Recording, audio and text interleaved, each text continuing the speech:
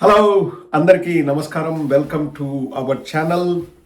Subscribe చేసుకొని వాళ్ళు దయచేసి సబ్స్క్రైబ్ చేసుకోండి and also press on the bell button. And మీకు నచ్చితే లైక్ చేయండి, ఖచ్చితంగా మీకు నచ్చుతుంది. ఈ వీడియో మీకు నచ్చి తీరుతుంది నాకు తెలుసు. చంద్రబాబు నాయుడు బయోపిక్ వస్తుందంటండి. నేను ఒక వార్త చూశాను, త్వరలో చంద్రబాబు బయోపిక్, అంతర్జాతీయ స్థాయిలో సినిమా, అంతర్జాతీయ స్థాయిలో. ఇంకా చంద్రబాబు గురించి తెలుసుకోవాలని Algeria, Somalia, Mongolia, Ethiopia, Singapore, Malaysia, Australia, US, UK అన్ని చోట్ల పరితపిస్తున్నారు. కమాన్ యార్ come on, I want that biopic, చక్రం బాబా బయోపిక్ అని చెప్పేసి విపరీతంగా వెయిట్ చేస్తున్నారంట. హైప్ ఇద్దాం మనం కూడా. గమనిక, ఇక నేను హైప్ ఇచ్చినందుకు నాకు ఎవడు డబ్బులు ఇవ్వడు, నేను తీసుకోను, అది ముందే చెప్తున్నా. బాబు గారి మీద అవుట్ ఆఫ్ లవ్ ఏపీ ముఖ్యమంత్రి చంద్రబాబు జీవితం ఆధారంగా అంతర్జాతీయ స్థాయిలో ఒక సినిమా తీయనున్నట్లు తెలిపిన దర్శకుడు భానుశంకర్. అంతర్జాతీయ స్థాయిలో తీస్తాడంట. సో అంతర్జాతీయ స్థాయిలో తీసి 196 దేశాల్లో, ఎలాగూ చంద్రబాబు అరెస్ట్ అయినప్పుడు నిరసన తెలియజేస్తారు కాబట్టి 196 దేశాల్లో రిలీజ్ చేస్తారు.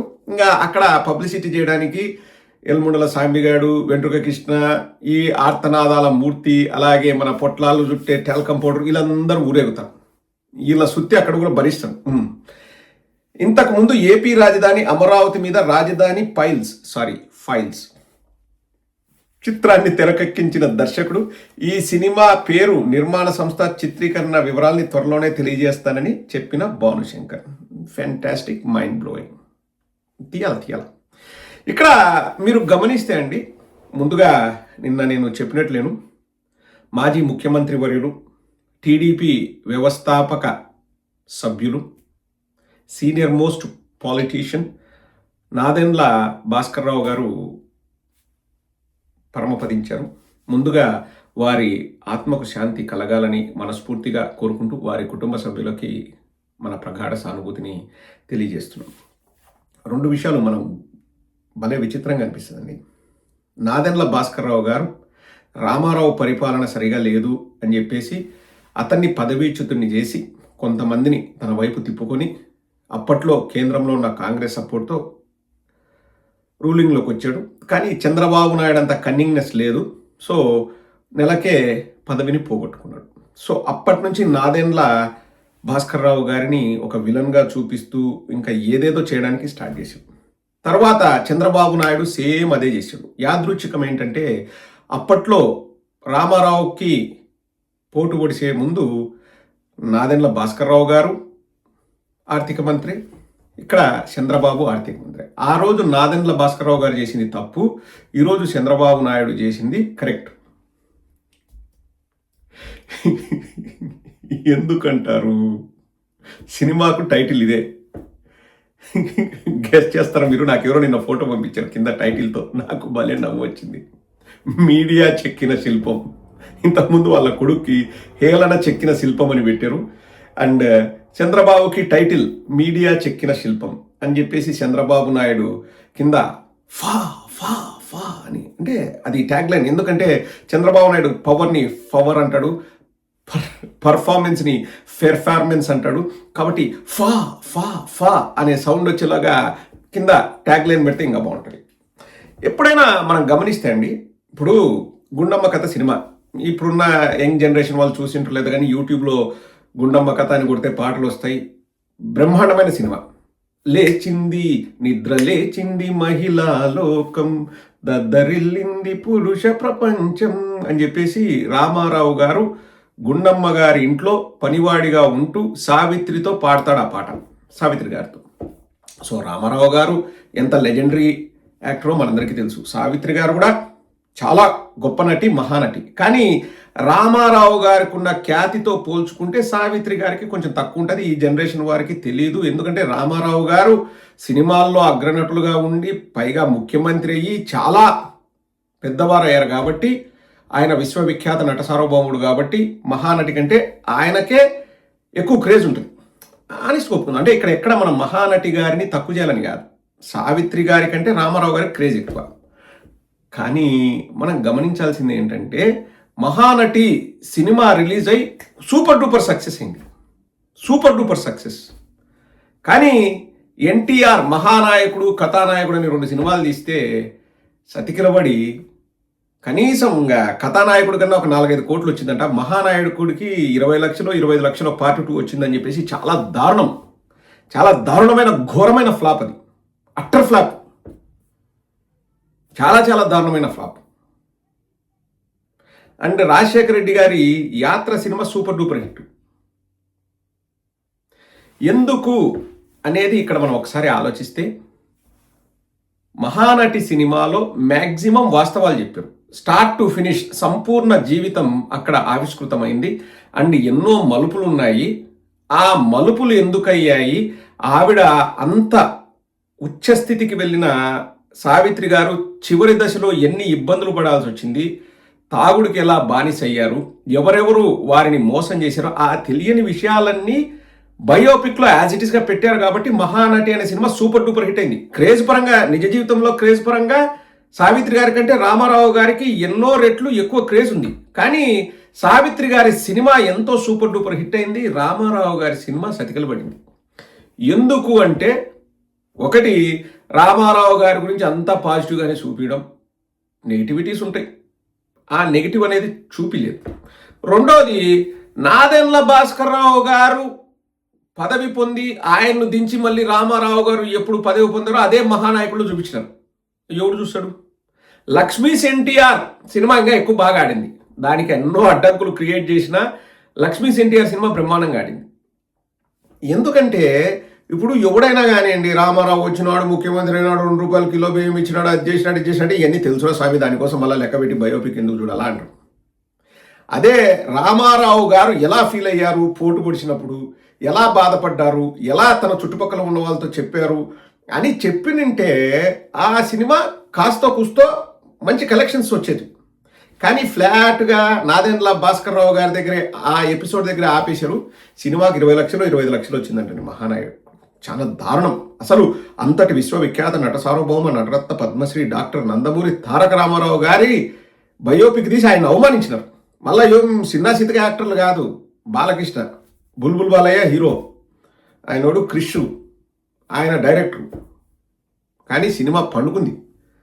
ఇప్పుడు చంద్రబాబు నాయుడు బయోపిక్ తీయాలంటే చంద్రబాబు నాయుడు టెక్నాలజీ కనిపెట్టాడు, చంద్రబాబు కంప్యూటర్ కనిపెట్టాడు, సెల్ ఫోన్ కనిపెట్టాడు, అది కనిపెట్టాడు, ఇది కనిపెట్టాడు అంటే ఎవడు చూడడు. నా మాటినండి. అసలు వైస్రాయ్ ఎపిసోడ్ ఎందుకు జరిగింది, చంద్రబాబు నాయుడు ఒరిజినల్ ఇంటెన్షన్ ఏంది, చంద్రబాబు నాయుడు ఎట్లా రామారావుని పండబెట్టి ఎట్లా అధికారం పొందాలనుకున్నాడు, ఎవరెవరితో లాలూచి పడ్డాడు, ఏమేమి చేసి ఆ రాజగురువు రామోజీరావుతో ఏమేమి మాట్లాడుకొని ఇద్దరు రామారావుకు కసా నువ్వు పోటు ఓడుసు, నేను నిన్ను హీరోని చేస్తా, ఆకస్మిక తనిఖీలు అవి ముఖ్యమంత్రి అయితేనే బాగా ఎలివేషన్లు స్టార్ట్ చేశాడు. ఎట్లా ఇదంతా ఒక 6 నెలల నుంచి సంవత్సరం ముందు వరకు ఎట్లా ప్లాన్ జరిగింది. ఎందుకంటే రామారావు అధికారంలోకి వచ్చిన 9 నెలల్లోనో 10 నెలల్లోనో పదవీచ్యుతుడైనాడు. అంటే ముఖ్యమంత్రి రామారావు గారు ముఖ్యమంత్రి అయిన వెంటనే చంద్రబాబు నాయుడు ప్లాన్ మొదలుపెట్టాడు.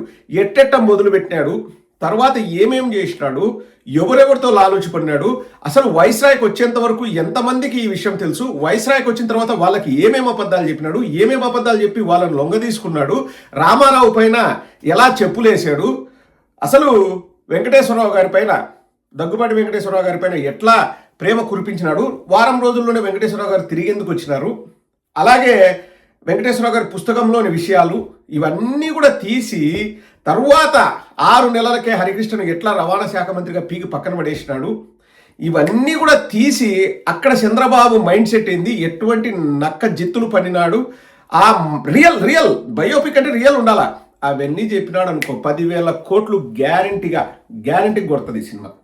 ఎందుకంటే ఒక పక్క మోసాలు చేయాలన్న వాళ్ళకి చంద్రబాబు నాయుడు ఆదర్శం, ఇంకొక పక్క ఎలా మోసపోకూడదు అన్నది ఆ సినిమా చూసి నేర్చుకుంటారు. ఒక్కొక్కడు 10 సార్లు చూస్తాడు. 10,000 కోట్లు ఈజీగా కొడుతుంది ఆ సినిమా, దుమారం రేగుతుంది. అట్లా తీయాల. అలాగే బాలకృష్ణని ఎలా ఇబ్బంది పెట్టాడు, బాలకృష్ణ పైకి రాకుండా ఎట్లా తొక్కి పెట్టాడు, ఈ విషయాన్ని అండి బాలకృష్ణ నెక్లెస్ రోడ్లో ఒక మీటింగ్ పెట్టి నా సినిమాలను ఎవరు ఆపలేరు తొడగొడుతున్నా అది అని చెప్పేసి విపరీతంగా బాధపడి ఒకరోజు మీటింగ్ కూడా పెట్టాడు. ఏది 99-2004 మధ్యలో. అప్పట్లో బాలకృష్ణతో ఎవరు సినిమాలు తీస్తున్నారు, మా పెద్దన్నయ్య, ఏదో ఒక సినిమా పెద్దన్నయ్య, శరత్తు, ఇంకా లేకపోతే బి గోపాల్. వీళ్ళిద్దరే డైరెక్టర్లు. ఎవరు డైరెక్షన్ చేసేదానికి కూడా సాహసించేవాళ్ళు కాదు. చంద్రబాబు నాయుడు ఆంక్షలు ఏని తర్వాత కొడుక్కి బాలకృష్ణ కూతురికి పెళ్ళైన తర్వాత ఇంకా బాలకృష్ణ ఆడిపోతాడు. సో చెప్పు చేతుల్లో పెట్టుకున్నాడు. అలాగే జూనియర్ ఎన్టీఆర్ను కూడా నారాయణ శ్రీనివాసరావు గారు అమ్మాయిని ఇచ్చి పెళ్లి చేసి చెప్పు చేతుల్లో పెట్టుకున్నారని ఏదో అయింది. అయ్యి వాళ్ళది ఇబ్బంది అయింది. అలాగే ఎందుకు జూనియర్ ఎన్టీఆర్ని నారా లోకేష్ పెళ్లికి పిలవలేదు అన్నది కూడా ఆ బయోపిక్లో పెట్టారు అనుకోండి. ఇప్పుడు జూనియర్ ఎన్టీఆర్ ఫ్యాన్స్ అంతా కూడా వెళ్తారు, ఎందుకు పెట్టలేదు, అసలు ఎందుకు పెళ్లికి పిలవలేదు అన్నది కూడా జూనియర్ ఎన్టీఆర్ ఫ్యాన్స్ కూడా వెళ్తారు. ఇట్లా ప్రతి క్షణం తన కొడుకుని పైకి తీసుకురావడానికి ఏమీ చేతగాని తన కొడుక్కి ఎలా ట్రైనింగ్ ఇచ్చాడు, ఎన్ని కోట్లు ఖర్చు పెట్టారు, ఎంతమంది తెలుగు టీచర్లు వచ్చారు, అసలు ఆ ప్లాన్ ఏంటి, ఇట్లాంటివన్నీ కూడా టచ్ చేయాలి. అలాగే ఎలక్షన్స్ ముందు భువనేశ్వరి గారు మాట్లాడినట్టు కొన్ని వీడియోలు బయటకు వచ్చినాయి. యవ్వన్న కొడక చచ్చిపోతున్నాను రా మీతో పనులు చేయించుకోవాలంటే అని చెప్పేసి కొన్ని వీడియోలు వచ్చినాయి, అంటే ఆడియోలు వచ్చినాయి. నాకు తెలిసి ఈ భూప్రపంచం మీద అంటే యాజ్ ఇట్ ఈస్గా భువనేశ్వరి గారిని కాపీ కొట్టడం ఎవరి వల్ల కాదండి. ఇంపాసిబుల్ నా వ్యక్తిగత అభిప్రాయం. వారే మాట్లాడారు లేదో నాకు తెలీదు. ఇట్లాంటివన్నీ కూడా టచ్ చేశారు అనుకోండి, ప్రతిసారి ప్రజలకు నేను హామీలు ఇస్తా అంట, ఎందుకు ఏమారుస్తా, ప్రజల్ని ఎట్లా గొర్రెలు చేయాలని నేను మైండ్లో ఆలోచిస్తున్నానని చంద్రబాబు నాయుడు ఇట్లాంటివన్నీ పెట్టారనుకోండి సినిమాలో, 10,000 కోట్లు కలెక్ట్ చేయకపోతే నన్ను అడగండి. నన్ను అడగండి. చంద్రబాబును అడిగి బడ్జెట్లోంచి ఇంకొక 10,000 కోట్లు ఇప్పుడు ఎట్లా దోచుకుంటున్నారో రాజధాని పేరుతో, అట్లా ఇంకొక 10,000 కోట్లు హాంఫర్డ్ చేసి ఆ నిర్మాతకి ఇప్పిస్తాను నేను. ఒకవేళ 10,000 కోట్లు కలెక్ట్ చేయకపోతే నేను బాండ్ పేపర్ మీద రాయిస్తా. చంద్రబాబు కంప్యూటర్ కనిపెట్టాడు, సెల్ ఫోన్ కనిపెట్టాడు, డ్రోన్స్ కనిపెట్టాడు, ఏఐ కనిపెట్టాడు, టెక్నాలజీ, బిల్ గేట్స్తో పోయి what I'm saying I'm with you don't కాదు, అది బిల్ గేట్స్ కదా. ఇట్లాంటివన్నీ మాట్లాడాడంటే ఎవరు చూచడం అయింది తెలిసినట్టే. చీకటి కోణాలను ఆవిష్కరిస్తే సినిమాలు సూపర్ హిట్ అవుతాయి. ఇంతకంటే చెప్పేవాడు ఉన్నాడండి. నాకు అంటే ఆ ఫీల్డ్లోకి నేను ఎంటర్ కాలేదు, కానీ సినిమాల్లోకి పోయింటే బ్రహ్మాండమైన పేరు వచ్చింది నాకు. నేను పెద్ద డైరెక్టర్ అయ్యేవాడిని. ఇప్పుడు నాకు ఛాన్స్ ఇవ్వను. చంద్రబాబు ఒక 4 గంటలు నాతో కూర్చొని మాట్లాడి నాకు ఛాన్స్ ఇవ్వను. అమ్మ సినిమా తీసే 10,000 crores నిర్మాత ప్యాకెట్లో ఉంటుంది, నో డౌట్. ఎవడికి కావాలా? ఆ యొక్క సుత్తి రోజు కొడతాడు. ఆ సుత్తి ఎవడికి కావాలా? మనకు కావాల్సింది మసాలా. సినిమాల్లో ఆ ఎమోషన్ ఉండి ఆడియన్స్ని కట్టిపడేసే ఎమోషన్ ఉంటే సినిమాలు హిట్ అవుతాయి. అట్లా తీయమను, నాది గ్యారంటీ. 10,000 కోట్లు కొట్టకపోతే, కొల్లగొట్టకపోతే నా పేరు తిరిగి రాసుకుంటా, చింతా ప్రదీప్ అని రాసుకుంటా.